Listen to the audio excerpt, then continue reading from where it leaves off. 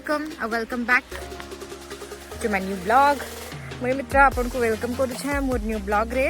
तो मुई पहुंची जाई छे देवझरण वाटरफॉल के आओ एबे आमे इनके आसलू। फिलहाल एबे 2 पहर टाइम ही छे 2 बजलानो आओ एबे इनके आमे टिके एक्सप्लोर करमु एटा केनता जगह अच्छे। लेट्स सी भितर भितर काଣା होछे जाई कि देखबार के पड़बा के चढ़बार के पड़बा ऊपर के।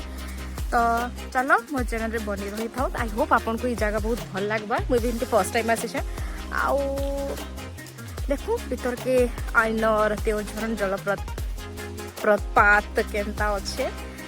लेट्स गो भीतर के चलो तो देखो।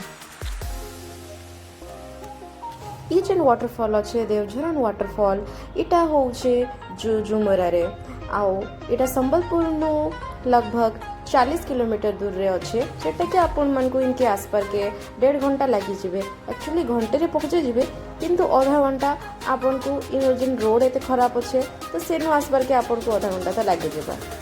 प्लस बस रो भी सुविधा अच्छे हेले भी भीतर के आसपास के बाइक जरूरी। हमने देखलु आमे पहुंची गलु तो दिस इज द वाटरफॉल। तो आपण को बहुत एंजॉय लागुथबा। मते तो बहुत बढ़िया लागुछे।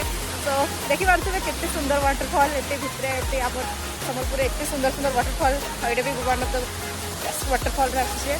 तो एंजॉय करू।